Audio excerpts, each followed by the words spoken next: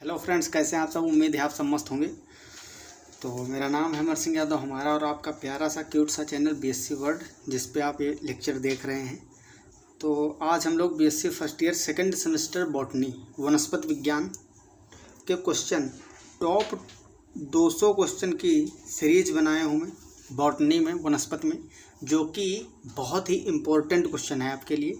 और सभी unit, all unit इसमें कवर होंगी, ऑल यूनिट, ठीक है। जितने भी हमारे 8 यूनिट हैं, 8 की 8 1 to 8 यूनिट इसमें इंक्लूड हैं। और जितने भी एक्सपेक्टेड क्वेश्चन हैं सभी इसमें आपको देखने को मिलेंगे। और जितने भी क्वेश्चन हैं सभी क्वेश्चन आपको बहुत ही सिंसियरली करना है, क्योंकि यही क्वेश्चन आपको, इन्हीं में से क्वेश्चन आपके एग्ज़ाम में देखने को मिलेंगे 100%। तो ये सभी MCQ टाइप क्वेश्चन हैं, जिसका भी MCQ base OMR based exam होने वाला है, उसके लिए बहुत इम्पोर्टेंट है। और जिसका रिटन होगा, मतलब वो सब्जेक्टिव टाइप, तो वो भी देख सकता है, कोई दिक्कत नहीं, क्योंकि उसमें भी कुछ क्वेश्चन वन लाइनर और MCQ टाइप रहेंगे। DDU का एग्ज़ाम अभी 17 को होने वाला है, 17 जून को। उसके लिए तो बेहद इम्पोर्टेंट है, क्योंकि उनके पास अब पूरा सिलेबस ख़त्म करने का समय तो बचा नहीं है, 1 हफ्ते का समय है। तो इस बीच अगर क्वेश्चन प्रैक्टिस अच्छे से वो लोग कर लेंगे तो उनके लिए ज़्यादा सही रहेगा। मेरे हिसाब से इसका बेनिफिट जो फर्स्ट टाइम उन्हीं को मिलेगा सबसे ज़्यादा, पहले नंबर पे जो DDU वाले हैं, ठीक है, क्योंकि उनका एग्ज़ाम नज़दीक है। बाकी जितने भी स्टेट यूनिवर्सिटी हैं, आगरा हो या फिर पूर्वांचल हो, मतलब जहाँ भी MCQ टाइप होना है, ठीक है, कोई भी हो, हर जगह ये वैलिड है। और ये क्वेश्चन, इतने अच्छे क्वेश्चन इसमें रखे गए हैं कि सारे क्वेश्चन, सारे कंसेप्ट यहीं से उठेंगे। ज़्यादा से ज़्यादा तो क्वेश्चन यही कॉपी तुमको क्वेश्चन मिलेंगे एग्जाम में, ठीक है। तो ये महासंग्राम फर्स्ट है बॉटनी का। 200 क्वेश्चन 4 पार्ट में डिवाइड रहेंगे। ये फर्स्ट पार्ट है, इसमें हम लोग 50 क्वेश्चन डिस्कस करेंगे, ठीक है। तो पहला क्वेश्चन इसमें, root hair develop from the region of. Root hair कहाँ से निकलता है? तो रूट हेयर, देखो ये पूछा है, रूट से क्वेश्चन है, हम लोगों को पढ़ना था, हमारे सिलेबस में बॉटनी में है modification of root stem and leaf. इसमें जो मॉडिफिकेशन होते हैं, आपको पता है बहुत सारे पेड़ पौधे हैं जो कि तना पत्तियों में उनका रूपांतरित हो गया है, ठीक है। कि कुछ का जो है तना जो है कांटों के रूप में, जो जैसे कि कांटे वाले जितने पौधे होते हैं, तो उसमें मेनली जो कांटा होता है वो सूल होते हैं, ठीक है। तो किस चीज़ का, किसी न किसी चीज़ का, लीफ का या स्टेम का रूपांतरण होता है, मॉडिफिकेशन। तो वहीं से क्वेश्चन है। आपको पता होगा, अगर रूट देखे होगे तो इस तरह से कुछ रूट होती है, बनाई जाती है, इसके ऊपर एक रूट कैप लगा होता है, ठीक। ये होता है रूट कैप, ठीक है। और यहाँ पे बहुत छोटी छोटी सेल्स होती हैं, डेंसली पैक्ड, ठीक है। ये जो सेल्स हैं यहाँ पे रूट कैप, ठीक है। तो ये मैच्यूरेशन पार्ट होता है। क्या होता है? मैच्यूरेशन पार्ट जो होता है रूट में, ये यहाँ तक होगा। तो इस मैच्यूरेशन पार्ट को जो होता है, यहाँ पे सेल्स एक्टिवली डिवाइड करने वाली होती है, ठीक है। तो मेरिस्टेमेटिक एक्टिविटी यहाँ हो गई, ये हो गया रूट कैप। ये 2 ऑप्शन तो हुए नहीं। इसने पूछा है root hair develop from the region of. Root hair कहाँ से निकलते हैं? तो रूट हेयर कहाँ से निकलेंगे? इसके बाद में होता है इलोंगेशन पार्ट, ठीक। तो देखो किस तरह से रूट जब ग्रोथ करती है, तो ये रूट कैप क्या करता है, उसकी हेल्प करता है ग्रोथ में। क्योंकि जो रूट की टिप होती है, जो आगे ग्रो कर रही होती है, इस टिप में ज़्यादातर जो सॉइल के अंदर बैक्टीरिया या वायरसेस होते हैं, तो उनका इन्फेक्शन यही टिप पे होने की ज़्यादा संभावना रहती है। तो ये रूट कैप जो है, ये उससे भी रक्षा करती है, इसकी सुरक्षा करती है। बाकी जो मैकेनिकल सपोर्ट भी इसको प्रोवाइड करती है। इसके बाद में मैच्यूरेशन जो पार्ट है, यहाँ पे नई सेल्स जल्दी डिवाइड करती हैं, ताकि इसकी सेल की ग्रोथ, रूट की ग्रोथ आगे की ओर हो, ठीक है। इसके बाद में जो ये यहाँ पे मेरिस्टेम जो है, मेरिस्टेमेटिक एक्टिविटी, यहाँ जो सेल्स डिवाइड करेंगी वो पीछे की ओर भेज दी जाती हैं, बाकी रूट आगे बढ़ती रहती। तो वो सेल्स इलोंगेशन पार्ट जो होता है, ये क्या होता है? इलोंगेशन, ठीक है। इलोंगेशन पार्ट में सेल्स वृद्धि करती हैं, ठीक है, अपना साइटोप्लाज्म बढ़ाती हैं और थोड़ा सा फूल जाती हैं कोशिकाएं। इसके बाद में एक और क्षेत्र होता है जिसको बोलते हैं मैच्यूरेशन फेज।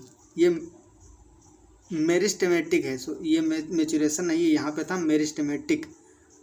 अरे यहाँ पे लिखा तो है ये, ठीक है, ये जो सी वाला ऑप्शन है मेरिस्टेमेटिक क्षेत्र है। ये रूट कैप है, ये इलोंगेशन है, और यहाँ पे रूट हेयर आपको देखने को मिलते हैं। इसको बोलते हैं मैच्यूरेशन पार्ट। क्या बोलते हैं? मैच्यूरेशन, ठीक है, या हिंदी में बोलते हैं परिपक्वन क्षेत्र। तो रूट हेयर मेनली कहाँ देखने को मिलते हैं? मैच्यूरेशन में, ठीक है। तो इलोंगेशन, रूट के मेरिस्टेमेटिक एक्टिविटी, मैच्यूरेशन सभी आपको रूट में समझ में आ गया होगा। अगला क्वेश्चन है the increase in length of petiole results from the divisions of. जो पेटियोल होता है, पेटियोल की लेंथ इंक्रीज अगर हो रही है तो किसके डिवीजन से हो रही है, किसमें विभाजन हो रहा होगा, ठीक है, ये पूछा आपसे क्वेश्चन। तो सेकंड का हमारा आंसर कौन सा होगा देखते हैं। Apical meristem, lateral meristem, intercalary meristem या फैलोजन। देखो, जब कभी भी स्टेम की लंबाई बढ़ने की बात आए या पेटियोल की लंबाई, लेंथ इंक्रीज जब कर रही होगी तो हमेशा क्या होगा? इंटरकैलरी मेरिस्टेम आएगा, ठीक है। ऑप्शन सी इसका करेक्ट होगा। एपिकल जो होता है, ये एपिकल वाला क्या करता है? रूट की टिप और जो स्टेम की टिप होती है, यंग स्टेम जो होता है ऊपर का, उसकी ग्रोथ के लिए रिक्वायरमेंट इसकी पड़ती है एपिकल मेरिस्टेम की। लेटरल मेरिस्टेम जो होता है, लेटरल मेरिस्टेम में कई सारे टाइप होते हैं। एक होता है फेसिकुलर और दूसरा होता है इंट्राफेसिकुलर, ठीक है, और तीसरा यही जो लिखा हुआ है आपका फैलोजन। ये जो फैलोजन है ये भी एक टाइप का लेटरल मेरिस्टेम ही है। तो हमारा आंसर तो सी हो गया, लेकिन फिर भी हम इनको समझ लेते हैं। फेसिकुलर, इंट्राफेसिकुलर और फैलोजन, ये तीनों किसके पार्ट है? लेटरल मेरिस्टेम के, ठीक है। तो लेटरल मेरिस्टेम जो होता है, इसका काम होता है चौड़ाई में वृद्धि करना, ठीक है, विड्थ बढ़ाता है, गिर्थ जिसको बोलते हैं, डायामीटर बढ़ाने के लिए रिस्पॉन्सिबल होता है, ठीक है, लेटरल मेरिस्टेम। तो टोटली अगर मेरिस्टेम को हम डिवाइड करें तो 3 पार्ट होते हैं मेरिस्टेम, ठीक है। मेरिस्टेम जो होता है इसके 3 पार्ट होते हैं, एपिकल, लेटरल और थर्ड कौन सा हो गया हमारा?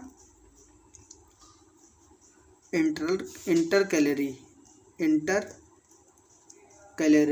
ठीक है। तो एपिकल ये क्या करता है? ये जो टिप होती है, एपिकल पार्ट होता है रूट और स्टेम का, इसको ग्रोथ में हेल्प करता है। लेटरल वाले में आपको मैंने 3 बता दिए हैं, ठीक है। फर्दर डिवाइड होता है 3 पार्ट में, एक तो फेसिकुलर होता है, एक इंट्राफेसिकुलर होता है, एक होता है फैलोजन, ठीक है। और ये जो इंटरकैलरी, तो लेटरल का काम होता है गिर्थ या डायमीटर या विड्थ जो होती है चौड़ाई बढ़ाने में लेटरल मदद करता है, और इंटरकैलरी लेंथ बढ़ाने में मदद करता है, ठीक है। तो इस तरह से एक एक क्वेश्चन को अच्छे से समझते हुए चलेंगे। टाइम थोड़ा लगेगा लेकिन चीज़ें आपको समझ में आ जाएंगी। अगर आप अच्छे से क्लास नहीं किए होंगे तो भी आपका पूरा सिलेबस इस तरह से रिवाइज हो जाएगा। अगला क्वेश्चन नंबर 3, द गिर्थ और डायमीटर ऑफ द स्टेम। देखो क्वेश्चन वहीं से आया, गिर्थ और diameter of the stem increases due to the activity of the following. Apical meristem, intercalary meristem. देखो एपिकल का काम है रूट और जो स्टेम है उसकी टिप को बढ़ाना। इंटरकैलरी मेरिस्टेम क्या करेगा? लेंथ को बढ़ाएगा। पैरेंकाइमा सेल्स, ये भैया मेरिस्टेम नहीं है कि गिर्थ और डायमीटर को बढ़ाए। तो कौन सा बचा हमारा? Lateral meristem. अभी वही तो बता रहे थे, जो लेटरल मेरिस्टेम है इसमें 3 टाइप है, फेसिकुलर, इंट्राफेसिकुलर, फैलोजन। तीनों क्या करते हैं? चौड़ाई या गिर्थ या डायमीटर को बढ़ाने में हेल्प करते हैं। सारे क्वेश्चन पूछे जा चुके हैं ऑलरेडी किसी न किसी एग्जाम में, ऐसा नहीं है कि ऐसे ही है। क्वेश्चन नंबर 4 है, which of the following tissue provide maximum mechanical support to the plant organ. Plant organ को मैक्सिमम सपोर्ट कौन प्रदान करता है? तो देखो एरेंकाइमा, पैरेंकाइमा ये तो करते नहीं है, ये तो हमारा ऑप्शन गलत ही हो गया। कोलेंकाइमा और स्क्लेरेंकाइमा जो होते हैं यही जो है मैकेनिकल सपोर्ट प्रदान करते हैं। पैरेंकाइमा फोटोसिंथेसिस और स्टोरेज के लिए होता है। सबका काम होता है अलग अलग सेल्स का, ठीक है। ये पहला तो स्टोरेज का काम करेगा, ठीक है, और दूसरा किसका काम करता है? ये फोटोसिंथेसिस। हिंदी में इसको मृदूतक भी बोलते हैं, मैं साथ साथ बताता जाऊंगा। एरेंकाइमा एरियल पार्ट में होता है, गैसेस एक्सचेंज वगैरह हो जाता है, ठीक है। इंटरसेलुलर स्पेस भी इसमें काफ़ी होता है। स्क्लेरन कायमा और कोलेन कायमा, इसमें से जो स्क्लेरन कायमा है इसमें फोटोसिंथेसिस नहीं होता है क्योंकि इसमें क्लोरोप्लास्ट अब्सेंट होता है, ये बात याद रखेंगे स्क्लेरन कायमा में। कोलेन कायमा जो है ये मैकेनिकल सपोर्ट भी है, इसकी मैकेनिकल सपोर्ट भी देता है प्लांट ऑर्गन को, और बाकी साथ साथ इसमें जो है फोटोसिंथेसिस भी होती है, फोटोसिंथेसिस भी होता है। फोटोसिंथेसिस होता है मतलब इसमें भी क्लोरोफिल प्रेजेंट होता है। और ये जो है स्क्लेरन कायमा ये डेड सेल्स होती हैं, मेनली इसमें मृत सेल्स होती हैं, बहुत कठोर होती हैं। तो ये जो है ये मैक्सिमम, देखो ये नहीं पूछा है कि कौन मैकेनिकल सपोर्ट प्रोवाइड करता है, क्योंकि क्वेश्चन दोनों फिर ऑप्शन सही हो जाते हैं, क्योंकि कोलेन कायमा भी करता है। इसने पूछा provide maximum mechanical support to plant organ, तो मैक्सिमम कौन करते हैं? स्क्लेरन कायमा। ठीक, तो राइट आंसर होगा इसका ए। क्वेश्चन को अच्छे से समझेंगे तो हर एक क्वेश्चन का जवाब आराम से दे पाएंगे। ठीक है, और ये जो सीरीज चलने वाली है 200 क्वेश्चन की, इसको करने के बाद में आपके पास कॉन्फिडेंस इतना आ जाएगा ना कि तुम कोई भी एग्जाम करेक्ट कर दोगे जिसमें वनस्पति विज्ञान होगी, क्योंकि आपका सिलेबस में सारी चीज़ें पढ़नी है ना, इसीलिए 200 क्वेश्चन भी हो जा रहे हैं। और अगर टाइम मिलेगा तो और भी मैं करवा दूंगा एग्जाम से पहले। अगला क्वेश्चन है क्वेश्चन नंबर 5।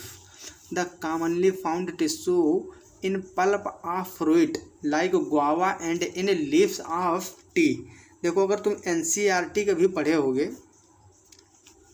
BSc कर रहे हो तो इसका मतलब 12th तो पास ही किए होगे, कि बिना 12th पास किए आ गए BSc में। तो अगर NCERT बुक पढ़े होगे तो ये सीधा लाइन लिखी हुई है 11th की NCERT। 11th की जो NCERT है anatomy of flowering plant, lesson का नाम भी मैं बता दे रहा हूँ, एनाटमी ऑफ फ्लावरिंग प्लांट।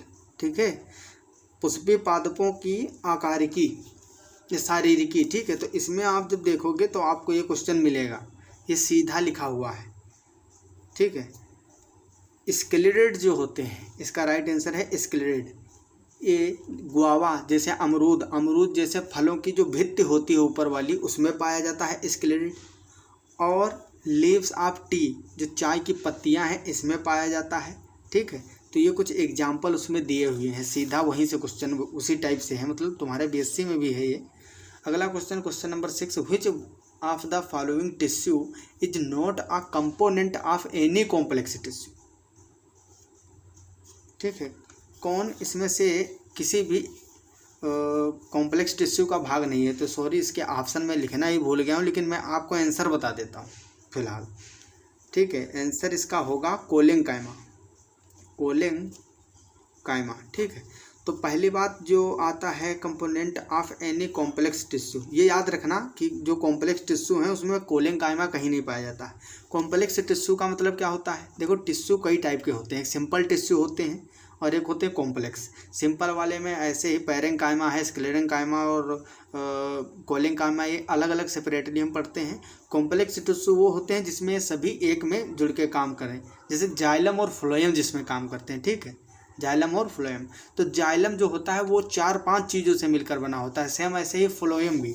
जैसे जाइलम की बात करें तो जाइलम फाइबर होगा, उसमें जाइलम पैरेंग कायमा होगा। ठीक है, जाइलम बेसल्स होंगे, जाइलम ट्रेकीड्स होंगे, तो ये सारे मिलके जाइलम बनाते हैं। ठीक है, इसी तरह से फ्लोएम में भी फ्लोएम फाइबर होंगे, फ्लोएम पैरेंग कायमा होगा। ठीक है, और उसमें सीव ट्यूब होती हैं और कंपेनियल सेल्स होती हैं, सारी सेल्स मिलके पूरा कॉम्प्लेक्स टिश्यू बनाती हैं। तो लेकिन कोलेन कायमा इसमें कहीं नहीं पार्टिसिपेट करता है, कॉम्प्लेक्स टिश्यू का जो कंपोनेंट है वो कोलेन कायमा नहीं होता। तो ऑप्शन नहीं था, फिर भी राइट आंसर मैंने बता दिया, इसको याद रखना आप।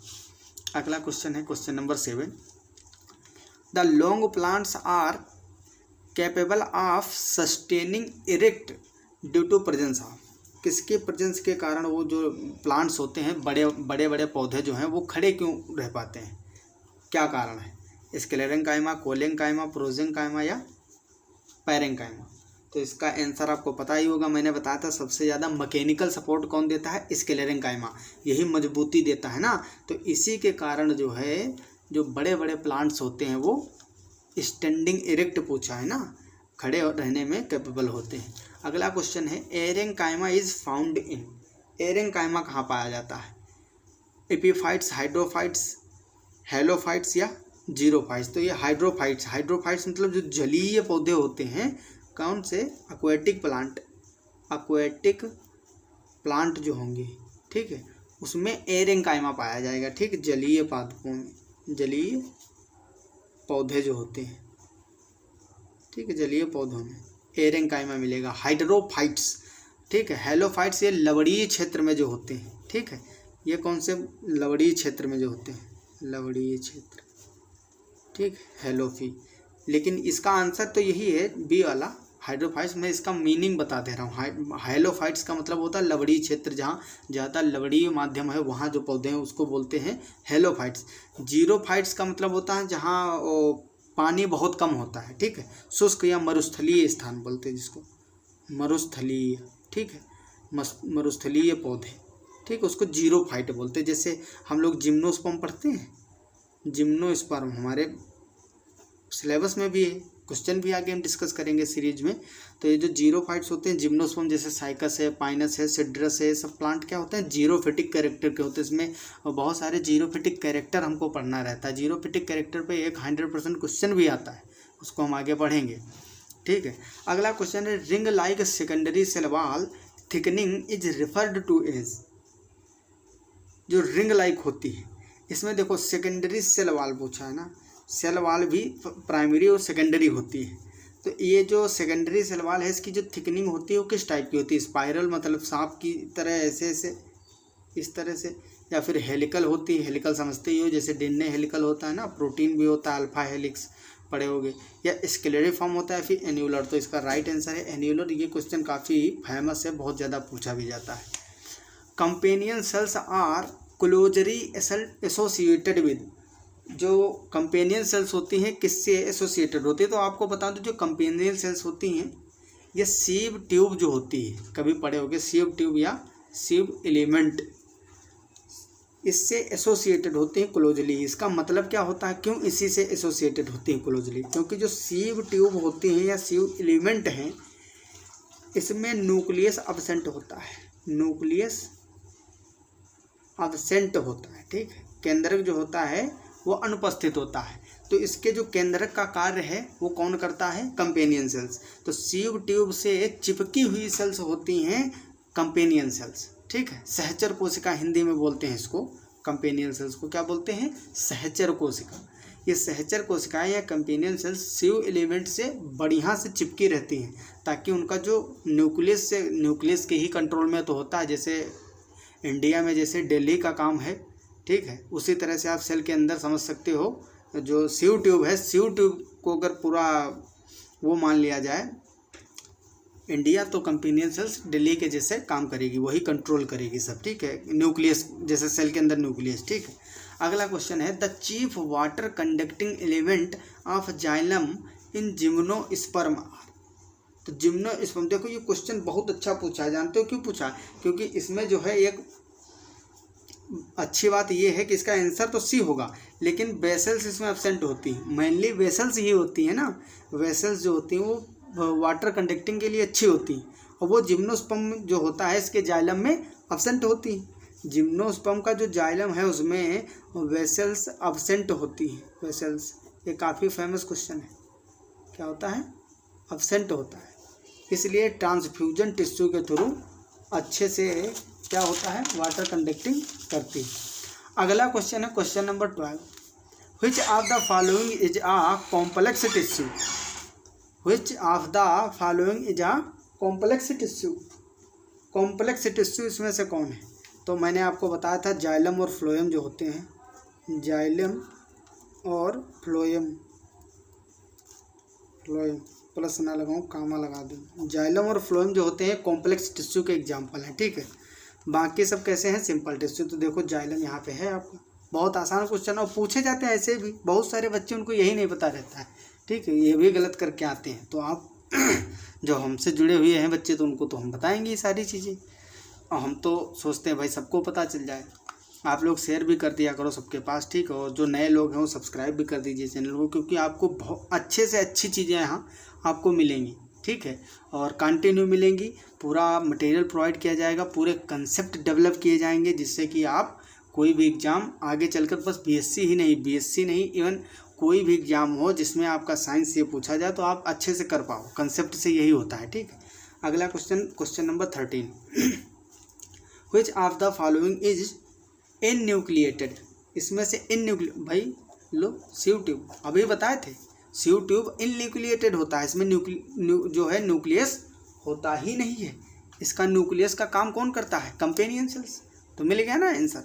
अगला question number 14, closed vascular bundle lakhs. Closed vascular bundle में क्या नहीं होता है?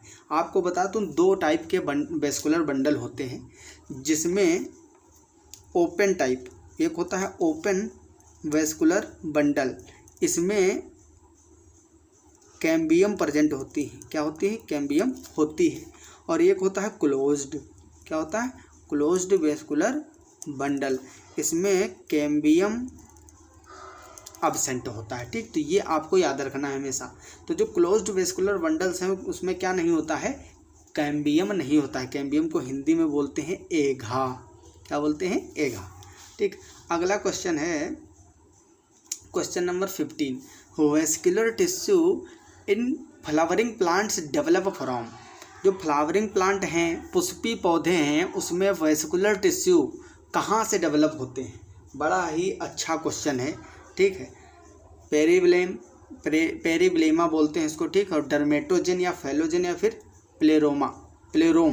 तो इसका राइट आंसर होगा प्लेरियम। ठीक है, ये क्या है? PLEROME। देखो राइटिंग पे तुम लोग ज़्यादा मत जाया करो, आपको समझ में आ रहा है ना, बस बात खत्म। कंसेप्ट की ज़रूरत है हमें। ठीक है, हमें राइटिंग से विशेष कोई मतलब नहीं है। मेरे पास भी समय कम रहता है, क्वेश्चन काफ़ी लिखने रहते हैं और उसको काफ़ी रिसर्च करके लिखना रहता है। ऐसा तो है नहीं कहीं से भी क्वेश्चन करवा दूं आपको। कई सारे चैनल आज की डेट में कर भी रहे हैं, उनको खुद नहीं पता है कि बॉटनी में कैसे क्या मतलब होता है, फिर भी वो पढ़ा रहे हैं आप लोगों को। ठीक, तो उससे बच के भी रहिए आप लोग, क्योंकि उनके पढ़ाने के तरीके से ही आपको पता होगा। ठीक है, क्योंकि वो एक भी क्वेश्चन का जवाब नहीं दे सकते, उनको पता ही नहीं कि डर्मेटोजन फेलोजन क्या होता है, लेकिन वो बस कॉपी करके इधर उधर से क्वेश्चन लेके आते हैं और आपको कराते हैं। इससे आपका बहुत बड़ा लॉस भी हो सकता है आगे चल के। ठीक, तो ऐसी चीज़ों से अवेयर रहिए। अगला क्वेश्चन है, water containing cavities in vascular bundles are found in. Water containing, तो ये किस में पाई जाती है? यहाँ है सनफ्लावर, माइज, साइकस, पाइनस। ये काफ़ी फेमस क्वेश्चन है, पूछा भी जाता है। वेस्कुलर बंडल जो होते हैं इसमें वाटर कंटेनिंग कैविटी होती है, तो इसका राइट आंसर होगा माइज। जो मक्का होता है हमारा ना, मक्का, इसीलिए मक्के का जो पौधा है वो एक दिन में लगभग 3 लीटर वाटर एब्जॉर्ब करता है।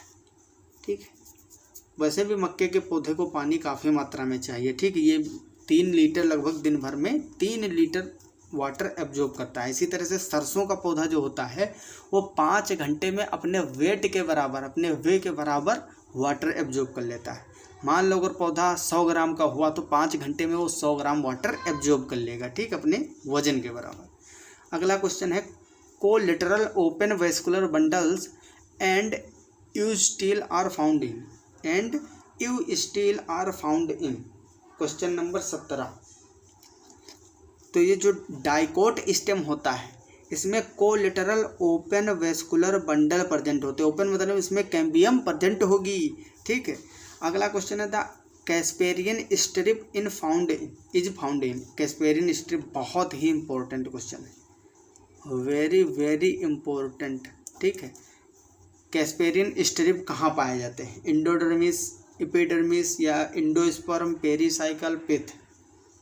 तो इसका राइट आंसर है इंडोडर्मिस जो होता है हमारा, अंतःस्थिसियम इसको बोलते हैं, इंडोडर्मिस को। ठीक है, इसमें पाया जाता है कैस्पेरियन स्ट्रिप और ये स्टार्च के बने होते हैं। किससे बने होते हैं? स्टार्च के। ये भी याद रखना, कैस्पेरियन स्ट्रिप इंडोडर्मिस में पाए जाते हैं। अगला question number 19, monocot stem lakhs. Monocot जो स्टेम होता है उसमें क्या नहीं पाया जाता है? ट्रैकेट्स, सीव ट्यूब, कैम्बियम या नन ऑफ दिस। तो कैम्बियम प्रेजेंट ही नहीं होता, इसीलिए तो उसमें सेकेंडरी ग्रोथ नहीं होती। इसमें सेकेंडरी ग्रोथ जो होता है वो नहीं होता है, सेकेंडरी ग्रोथ। ठीक है, अब्सेंट होती है। क्यों? क्योंकि इसमें कैम्बियम नहीं होता है। Medullary rays are made up of, medullary ray किस चीज़ से मिलकर बनी होती है? तो मेडुलरी रे पैरेंकाइमेटस सेल्स की बनी होती है। हाँ यस, बिल्कुल सही, ये पैरेंकाइमेटस सेल्स की बनी होती है। काफ़ी इंपॉर्टेंट क्वेश्चन है।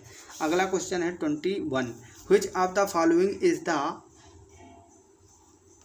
सब aerial stem modification with long internode, sub aerial stem modification with long internode पूछा है। तो इसका राइट आंसर क्या होगा? राइजोम, ऑफसेट, रनर या सकर। तो जो रनर होते हैं, रनर मतलब जो ज़मीन से ऊपर निकल के भागते हैं पौधे, घास जैसे कुछ होती है ना रनर, पुदीना है, मिंट है, ये सब तो ये आते हैं इसी में। सब एरियल स्टेम मॉडिफिकेशन होता है इसमें विद लॉन्ग इंटरनोड। ठीक है, नोड और इंटरनोड इसमें देखने को, नोड इंटरनोड जैसे गन्ने में होते हैं ना, ये इंटरनोड हो गया, नोड हो गया ये वाला, और ये इंटरनोड हो गया। इस तरह से नोड इंटरनोड घास में भी ऐसे ही देखने को मिलता है, ग्रासेस जो होती हैं। 22, which of these plants has pinnately compound leaf at a node, at a node.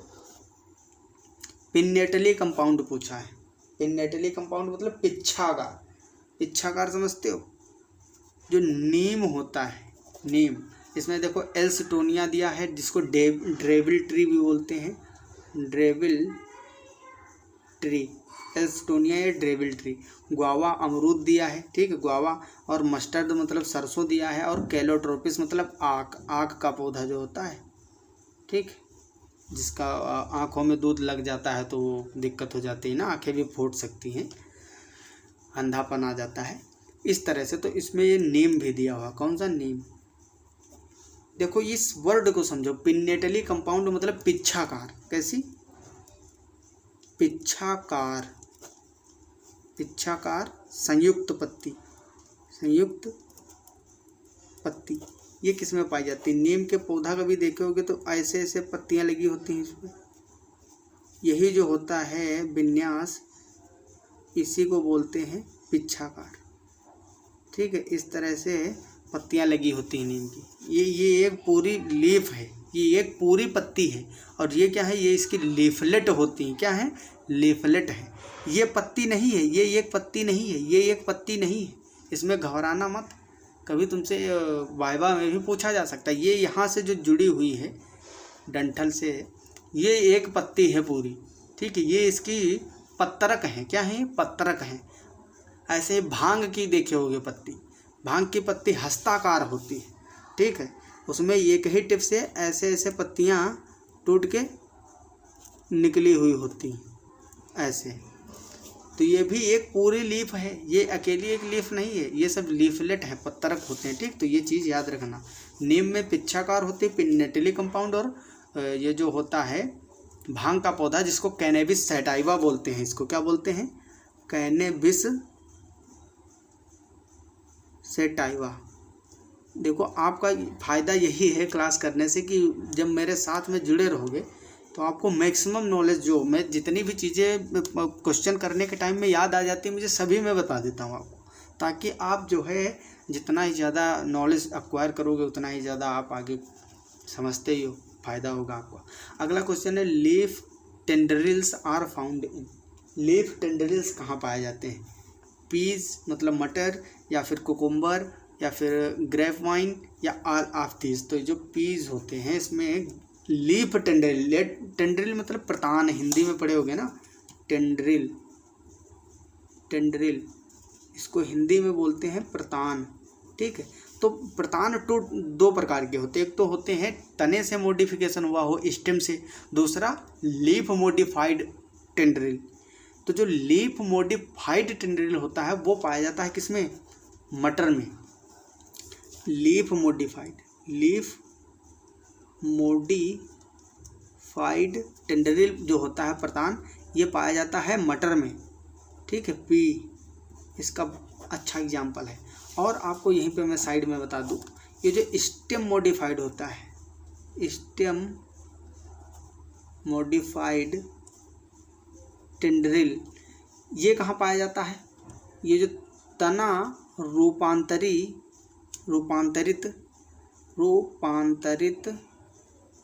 प्रतान, ये पाए जाते हैं आपके जो कद्दू वर्गीय सब्जियां हैं। कौन सी? कद्दू वर्गीय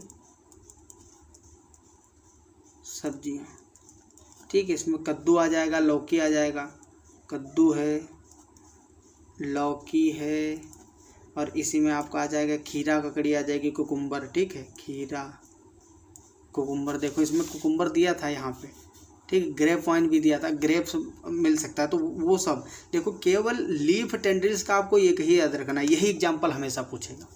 लीफ टेंड्रिल जो हैं, जो लीफ का मॉडिफिकेशन हुआ है टेंड्रिल में, वो हमेशा तुमको यही उदाहरण देखने को मिलेगा। पी याद रखना, मटर।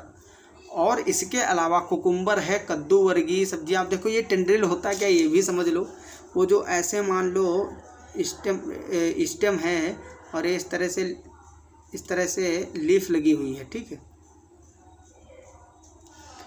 इसके साइड से कुछ इस तरह की संरचनाएं निकलती हैं ना, स्प्रिंग लाइक। अरे हम लोग बहुत छोटे थे ना, तो उसको स्प्रिंग खूब ऐसे से खींचते भी थे, इसको बहुत बहुत खेलते थे। और हमारे यहाँ जो है खेतों में, और जो घर के पास बगीचे रहते हैं उसमें भी, जैसे कि कद्दू और लौकी और ये सब लगाए जाते हैं, खीरा ककड़ी। तो हम लोग क्या करते थे, बहुत छोटे छोटे थे तो इनको पकड़ के खींचते थे ऐसे ऐसे। ठीक है, तो बहुत अच्छा भी लगता था, तो खूब खींचते थे, टूट भी जाते हैं जल्दी ही। तो ये मेनली जो है दो प्रकार के हो सकते हैं। एक तो स्टेम का मॉडिफिकेशन हो सकता है, रूपांतरण, दूसरा लीफ का। लीफ के मॉडिफिकेशन में आपको मटर याद रखना है, और स्टेम वाले में आपको कद्दू वर्गीय जितनी भी सब्जियां होती हैं, जैसे कद्दू, लौकी, खीरा ककड़ी। ठीक है, ये सब में स्टेम मॉडिफिकेशन होता है, स्टेम का मॉडिफाइड पाया जाता है। अगला क्वेश्चन है 24। ये हेल्प किस में करता है? ये जो तना होता है इसके स्टेम को आगे बढ़ने में। ठीक है, ये जैसे कि मान लो कोई पत्ती या लकड़ी मिल गई, तो उससे ये इस स्प्रिंग जो है, जैसे उंगली है तो इसके ऊपर ऐसे ऐसे ये चढ़ जाता है, जिससे कि मजबूती प्रदान करता है। इसको पकड़ के फिर आगे बढ़ता है तना। ठीक है, समझ रहे हो? तो अगला है 24। Phyllode is present in. Phyllode किस में प्रेजेंट होता है? फाइलोड। तो फाइलोड